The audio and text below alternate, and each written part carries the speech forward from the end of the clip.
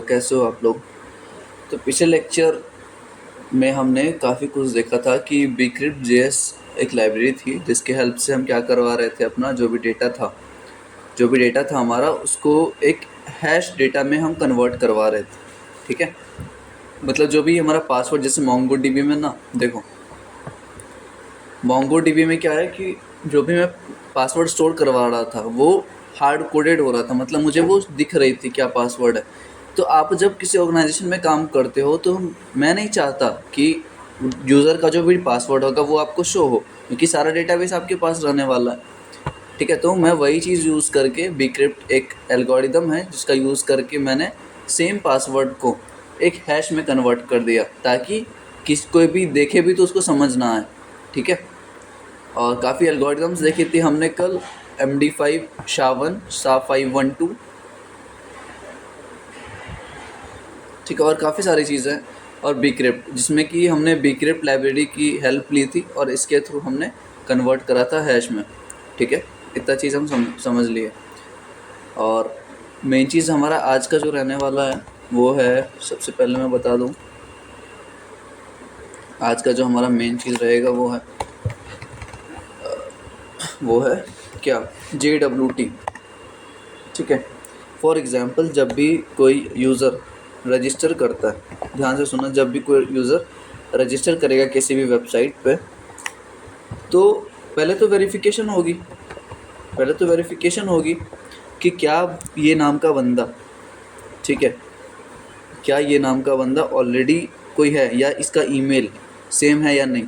तो इस लेवल पे वेरिफिकेशन हमने कर लिया, किसके थ्रू, find1 के थ्रू।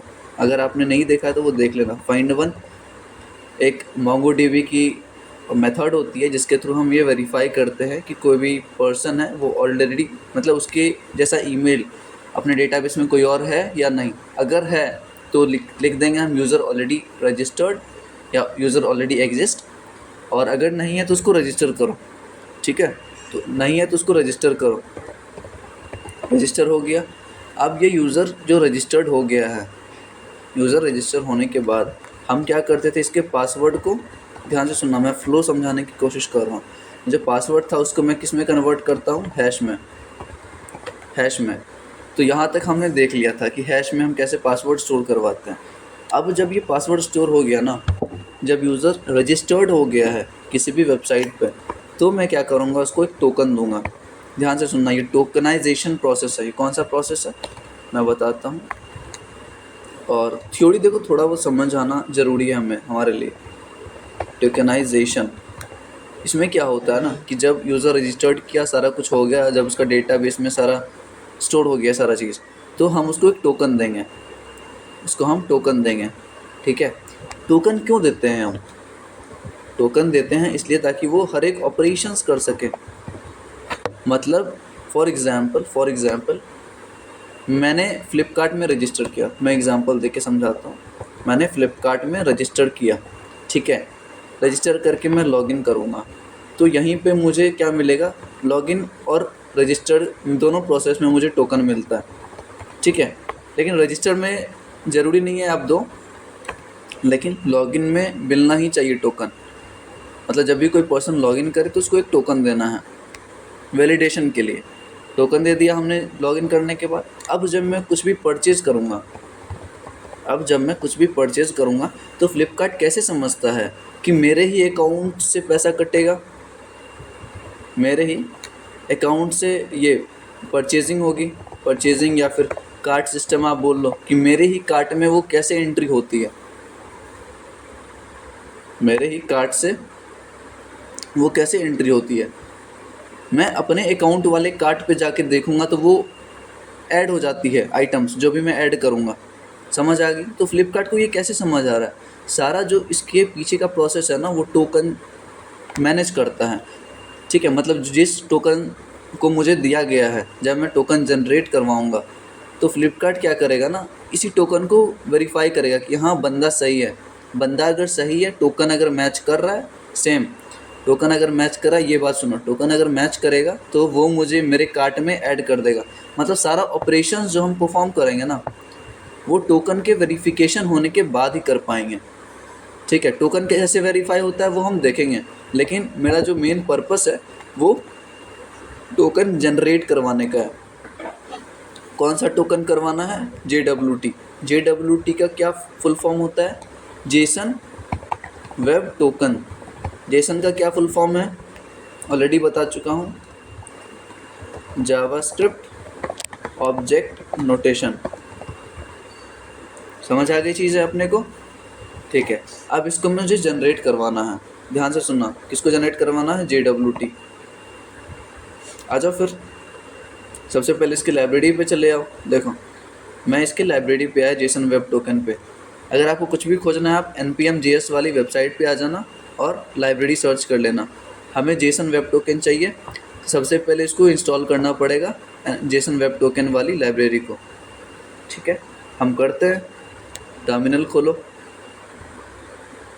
टर्मिनल खोला हमने, स्टॉप करो टर्मिनल को 2 मिनट के लिए। अब मैं पेस्ट करूँगा यहाँ पे npm install Jason web token. ध्यान से सुनना, ध्यान से सुनना, स्टेप बाय स्टेप बताऊँगा। तो सबसे पहला प्रोसेस है, मैंने इंस्टॉल कर लिया जेसन वेब टोकन। अब इंस्टॉल कर लिया तो एक बात बताओ, इंस्टॉल कर लिया पहला, ठीक है। अब मैं इसको इम्प्लीमेंट कहाँ करूँगा? पहले मैं अपना सर्वर चला लूँ। मैं चाह रहा हूँ कि जल्दी ये चीज़ कवर हो जाए हमारा। ठीक है, कनेक्ट हो गया। ठीक है, मेरा सबसे पहला प्रोसेस है JWT जेसन वेब टोकन, तो मैंने इंस्टॉल कर लिया, मतलब रिक्वायर कर लिया। क्या किया? रिक्वायर करवा लिया। रिक्वायर करने के बाद मुझे क्या करना है? देखना है कि कहाँ पे, मतलब लोकेशन देखना है कि कहाँ पे मैं अपना इस लॉजिक को लिख सकता हूँ। आप बताओ कि मैं टोकन किस प्रोसेस के बाद दूंगा या किस प्रोसेस से पहले दूंगा।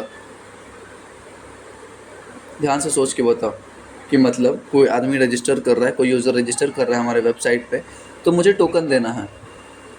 तो टोकन कहाँ पे दूंगा मैं? ध्यान से सुनना, टोकन मुझे देना है इसी लॉजिक में, यूज़र कंट्रोलर वाला जो लॉजिक है जिसको हम बिजनेस लॉजिक बोलते हैं, वहीं पे देना है। समझ आ गई चीज़ें? समझ आ गई चीज़ें? अब इसमें भी कहाँ देना है? इसमें भी कहाँ देना है? ये वाला रिस्पॉन्स देने से पहले स्टूडेंट को जब हम सेव करा रहे हैं ना, तो डॉट देन वाला जो लॉजिक है, यहाँ पे जब हम लिखेंगे डेटा सेव्ड सक्सेसफुली, तो क्या करना है? उससे पहले ध्यान से सुना, डॉट देन वाले में मैं इसको इम्प्लीमेंट करूँगा, ठीक है। लेकिन इम्प्लीमेंट करने से पहले भाई रिक्वायर्ड तो करवा लो आप। समझ आ गई? Const JWT is equal to required JSON web token, ये वाला रिक्वायर करना है आपको। हो गया ये चीज़। रिक्वायर करने के बाद नीचे आ जाओ। नीचे आगे कहाँ इम्प्लीमेंट करना है? इस रिस्पॉन्स देने से पहले, ठीक है। डॉट देन वाले स्टूडेंट को जब हम सेव कर रहे हैं, ठीक है, डॉट देन वाला जो प्रॉमिस चेन है हमारा, उसमें, ठीक है, उसमें मैं क्या लिखूँगा? Const JWT is equal to, नहीं तो छोड़, const token is equal to JWT dot sign use करना है। मैं बताता हूँ क्या है। JWT साइन करके एक मेथड है हमारे पास, आप यहाँ नीचे आके देख सकते हो, ठीक है। JWT डॉट साइन वाला हमारे पास मेथड है, ठीक है। इससे हमारा क्या होगा, जो भी आप चीज़ रहेगा, एक टोकन जनरेट हो जाएगा, ठीक है। एक टोकन जनरेट करवाना है मुझे, JWT डॉट साइन का यूज़ करूँगा। इसमें भी हमें 2 चीज़ देनी पड़ती है, ध्यान से सुनना। इसमें पहला चीज़ मुझे देना पड़ेगा क्या? Request dot body. अब एक बात तो, मैं ये क्यों यूज़ कर रहा हूँ? रिक्वेस्ट डॉट बॉडी क्यों यूज़ कर रहा हूँ? क्योंकि मुझे जो जनरेट करवाना है टोकन, वो रिक्वेस्ट डॉट बॉडी से आएगा। ये जो मैं डेटा भेज रहा हूँ ना, ध्यान से देखना, ये जो मैं डेटा भेज रहा हूँ, इस पूरे डेटा के लिए मुझे एक टोकन चाहिए।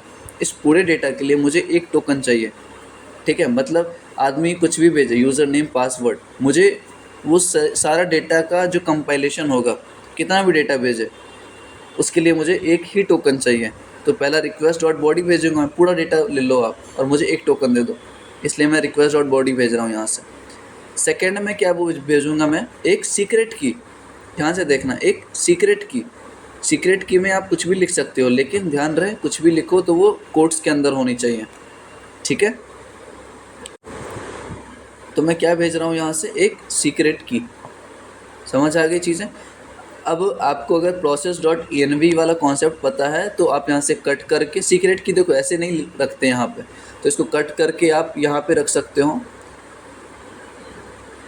.env वाला फाइल नहीं बनाया क्या हमने, ठीक है, रूट लेवल पे एक बनाओ .env इन्वायरमेंट वेरिएबल्स, ये हमेशा रूट लेवल पे बनेगा। और दूसरा है हमारा .gitignore, हम शायद भूल गए हैं इस चीज़ को लिखना, ये दोनों का बना के रख लेना आप, ठीक है। क्या काम आता है आपको ऑलरेडी पता है, अभी हम ये नहीं करेंगे, हमें हमारा काम बस है कि एक टोकन जनरेट करवाना है। टोकन हम कैसे जनरेट करवा रहे हैं, JWT.sign, और कहाँ करवा रहे हैं, जस्ट जब डॉट देन वाला जो प्रॉमिस चेन है ना, उसके रिस्पॉन्स देने से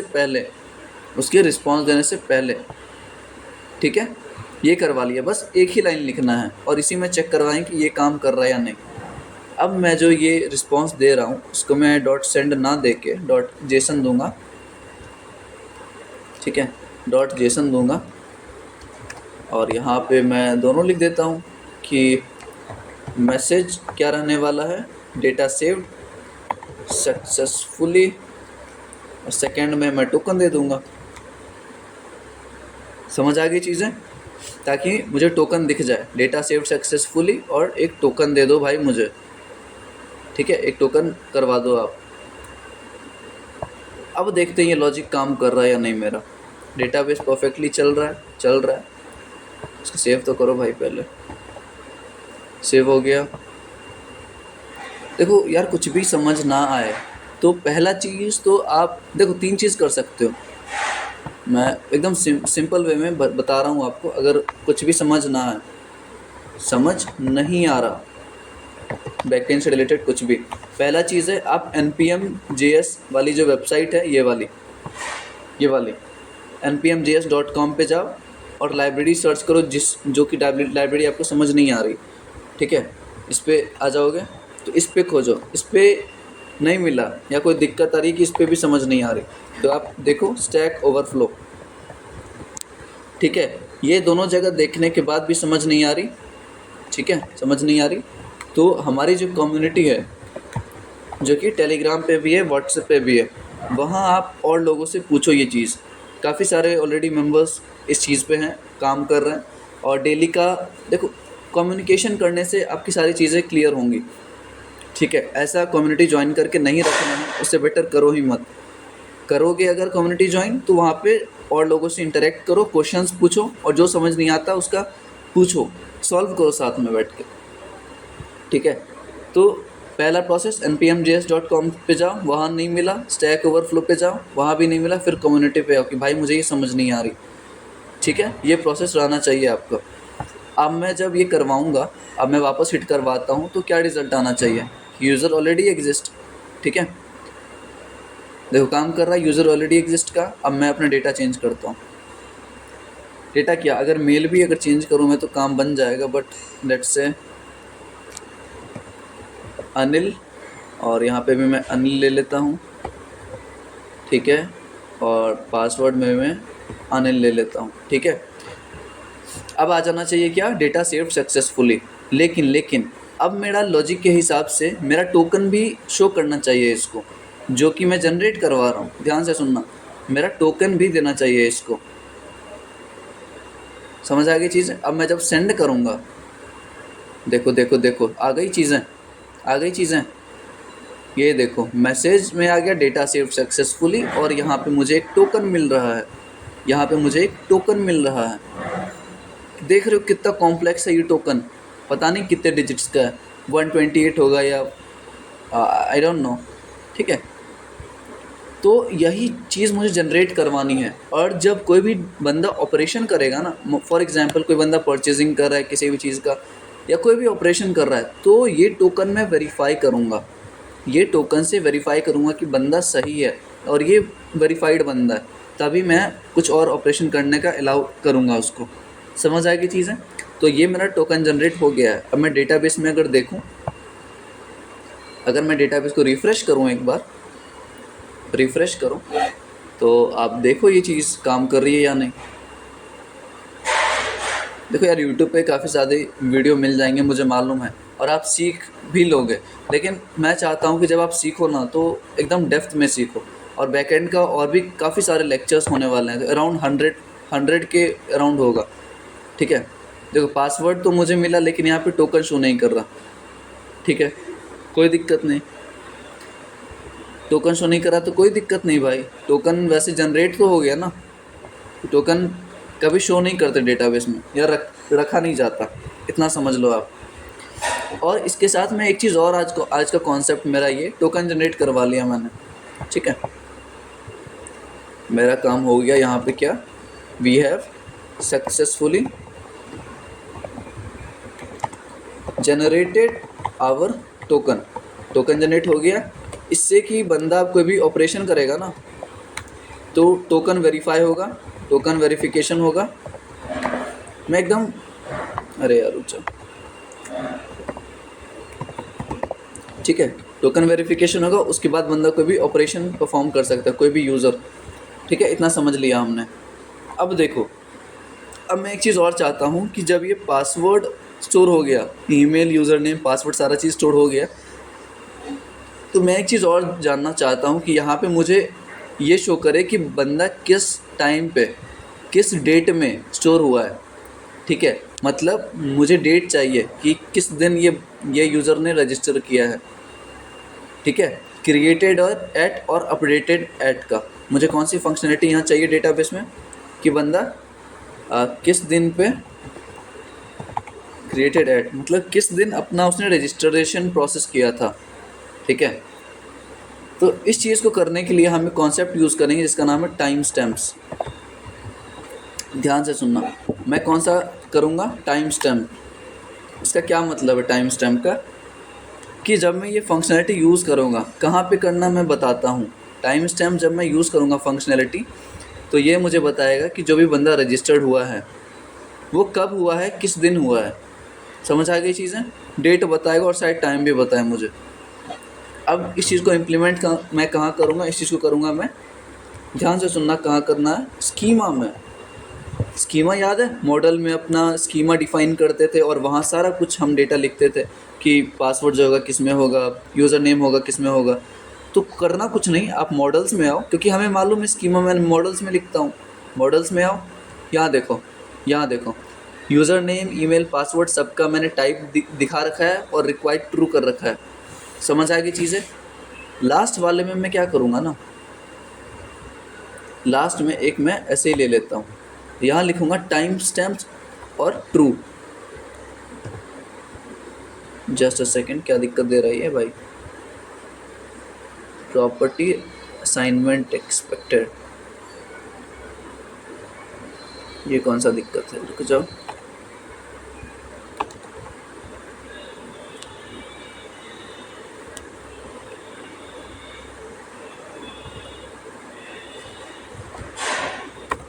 कौन सी दिक्कत है भाई,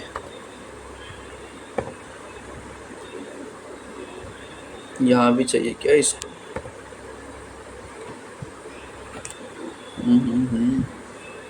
दिक्कत दे रहा है यार, रुक जाओ यार, इसको मैं रेप्लिकेट कर लूँ एक बार।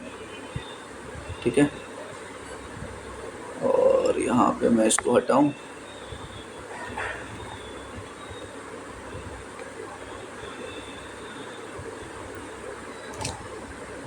ठीक है, अच्छा असाइनमेंट चाहिए इसको, तो चलो ले लेते हैं टाइम स्टैम्प का। अगर हम npm JS में देखें तो एक बार देख लें, कोई भी कन्फ्यूज़न आए तो टाइम स्टैम्प इसमें है क्या, टाइम स्टैम्प का कॉन्सेप्ट देखते हैं बस, कोई दिक्कत नहीं है इस चीज़ का।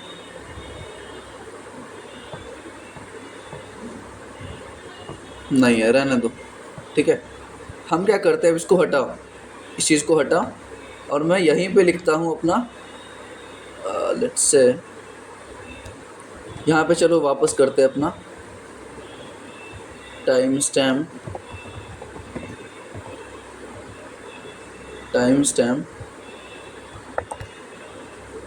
इसमें टाइम स्टैम्प को बस रिक्वायर्ड ट्रू कर दो।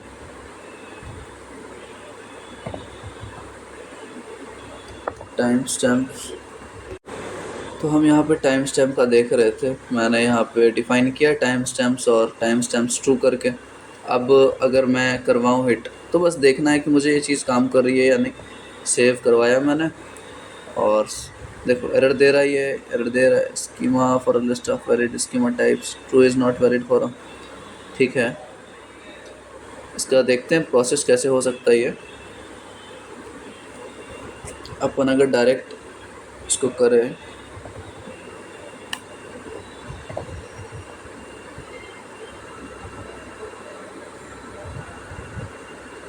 ये डिफ़ॉल्ट तो हो जाएगा लेकिन मैं डिफ़ॉल्ट चाह नहीं रहा। चलो इसका देखते हैं हम कैसे हो सकता है। Time stamps schema, time stamps and schema. ठीक है, अपन GFG का देख लेते हैं, बस एक लाइन का है। ठीक है, ज़्यादा कुछ बड़ा चीज़ नहीं है। देखो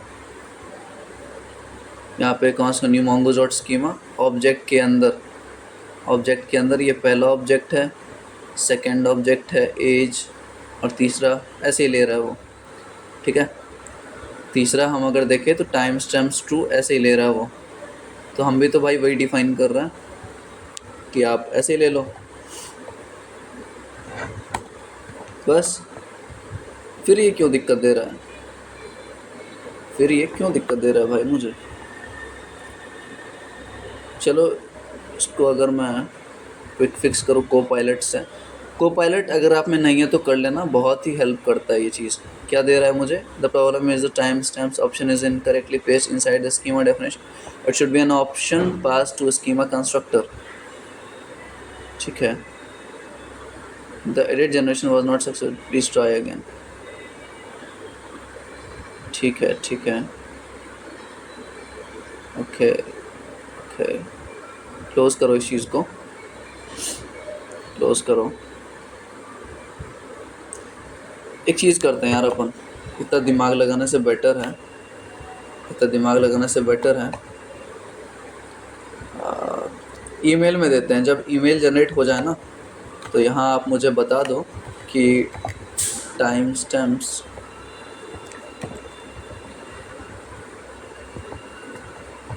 ट्रू, यहाँ करके देखते हैं अगर काम करे ये चीज़ तो। ठीक है, यहाँ देखो सर्वर स्टार्ट हो गया, डेटाबेस कनेक्टेड।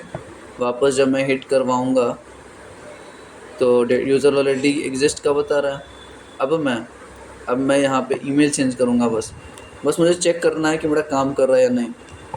ईमेल चेंज किया, ये मेरा डेटा सेव हो गया होगा। Let's see. अच्छा, यूज़र ऑलरेडी एग्जिस्ट, सारा चीज़ वेरीफाई कर रहा है क्या ये? अच्छा हाँ, ये ईमेल भी था अपने पास, सॉरी, कुछ भी ले लो। ठीक है, कुछ भी लिया, सेंड करवाया, देखो डेटा सेव्ड सक्सेसफुली और टोकन आ गया हमारे पास। अब मैं जब यहाँ चेक करूँगा MongoDB पे तो मुझे एक चीज़ आना चाहिए, क्रिएटेड ऐड का, वो मुझे देखना है। क्रिएटेड ऐड कब क्रिएट हुआ है वो ईमेल में मैंने ये डाला है ये चीज़। ये नहीं आ रहा अपने पास, ये नहीं आ रहा। ठीक है, यही वाला हमने कराया था। और लेट्स से दूसरा तरीका भी, ऐसा नहीं है कि यही यूज़ करो आप आ जाओ यूज़र मॉडल में, इसको हटाओ। चलो यहाँ से इसको हटाया और लेट्स से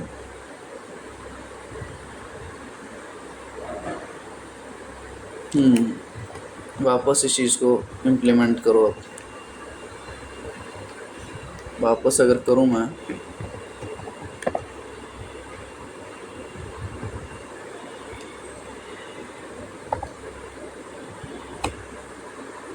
ठीक है, टाइप डेट और डिफ़ॉल्ट में डेट डॉट नाउ एक मेथड है जावास्क्रिप्ट में जो पर्टिकुलर डेट को डिनोट करता है, मतलब मुझे एक डेट प्रोवाइड कर देगा।